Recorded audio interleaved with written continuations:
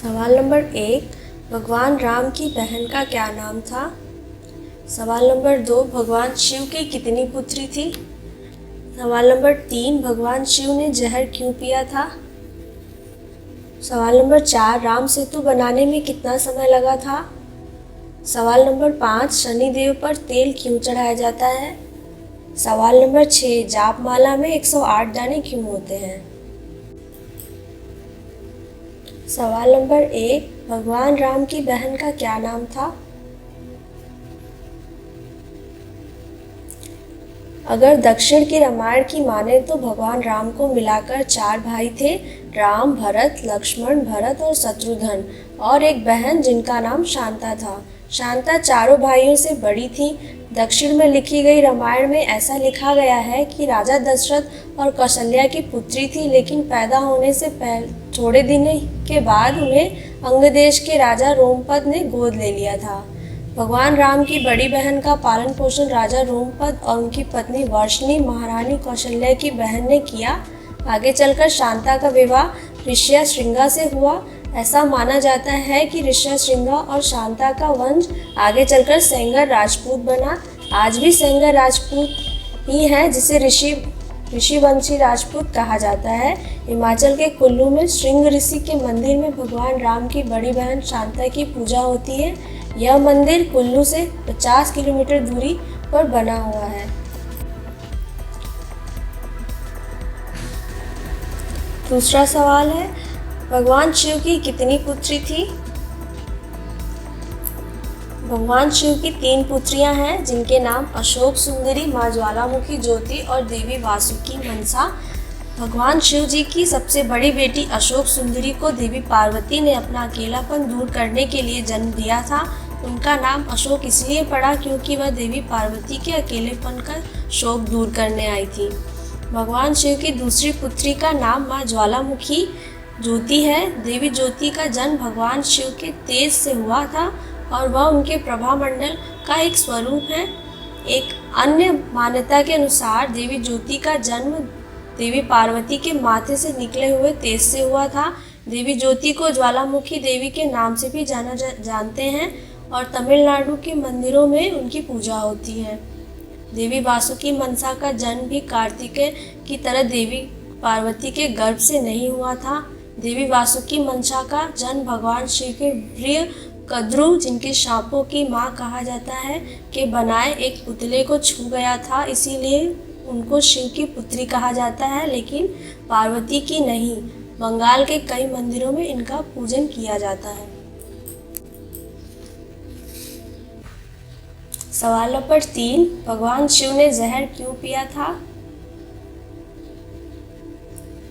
जब समुद्र मंथन हो रहा था तब समुद्र में से कई अच्छी चीज़ों के साथ विष भी निकला था। अच्छी चीज़ों के लिए असुर और सुर दोनों तैयार थे, लेकिन विष पीने के लिए कोई भी तैयार नहीं था। हैरानी की बात तो यह है कि उस विष की एक भी बूंद अगर पृथ्वी पर गिर जाती तो तबाही आ जाती। ऐसे में भगवान शंकर ने लोगों की रक्षा करने के लिए समुद्र से निकले विष को पी लिया। माँ पार्वती यह देख के समझ गई कि भगवान शंकर के लिए विष घातक साबित हो सकता है, इसीलिए उन्होंने अपने हाथों से भगवान शंकर का गला पकड़ लिया और विष गले में ही रोक लिया। विष के कारण भगवान शिव का गला नीला हो गया और इसीलिए उन्हें नीलकंठ कहा जाने लगा।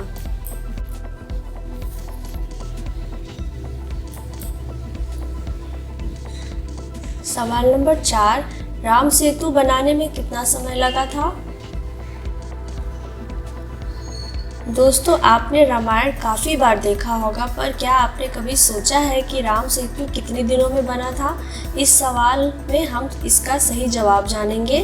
वाल्मीकि रामायण के अनुसार समुद्र पर पुल बनाने में वानरों को 5 दिन का समय लगा था। पहले दिन वानरों ने 14 योजन, दूसरे दिन 20 योजन, तीसरे दिन 21 योजन, चौथे दिन 22 योजन और 5वें दिन 23 योजन पुल बनाया था। इस प्रकार कुल 100 योजन लंबाई का पुल समुद्र पर बनाया गया था। यह पुल 10 योजन चौड़ा था। 1 योजन लगभग 13 किमी के बराबर होता है।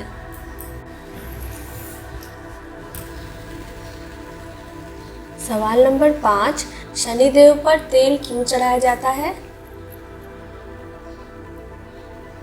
हम में से कुछ लोग शनिवार के दिन शनिदेव पर तेल चढ़ाते होंगे। क्या हमने कभी सोचा है कि शनिदेव पर तेल क्यों चढ़ाया जाता है? यदि आप नहीं जानते हैं तो चलो आज हम आपको बताते हैं। ऐसा माना जाता है कि रावण ने अपनी शक्ति के बल पर सभी 9 ग्रहों को बंदी बना लिया था। इनमें से शनिदेव को उसने बंदी ग्रह में उल्टा लटका दिया था। उसी समय हनुमान जी प्रभु राम के दूत बनकर लंका पहुँचे। रावण ने अहंकार में आकर हनुमान जी की पूंछ में आग लगवा दी थी। रावण की इस हरकत से क्रोधित होकर हनुमान जी ने पूरी लंका जला दी और सभी ग्रहों को आज़ाद करा दिया था। लेकिन उल्टा लटका होने के कारण शनिदेव के शरीर पर भयंकर पीड़ा हो रही थी। वे दर्द से कहा रहे थे। शनि के दर्द को शांत करने के लिए हनुमान जी ने उनके शरीर पर तेल मालिश की थी और शनि को दर्द से मुक्त कराया था। उसी समय शनिदेव ने कहा था कि जो भी व्यक्ति श्रद्धा भक्ति से मुझ पर तेल चढ़ाएगा उससे सारी समस्याओं से मुक्ति मिल जाएगी। तभी से शनिदेव पर तेल चढ़ाने की परंपरा शुरू हो गई। इसीलिए माना जाता है शनिवार को शनिदेव पर तेल चढ़ाने से जल्द ही मनोकामना पूर्ण होती है। सवाल नंबर 6, जापमाला में 108 दाने क्यों होते हैं? दोस्तों, क्या आपने ध्यान दिया है कि जापमाला में 108 दाने क्यों होते हैं? उनकी संख्या में 107 या 109 क्यों नहीं होती हैं?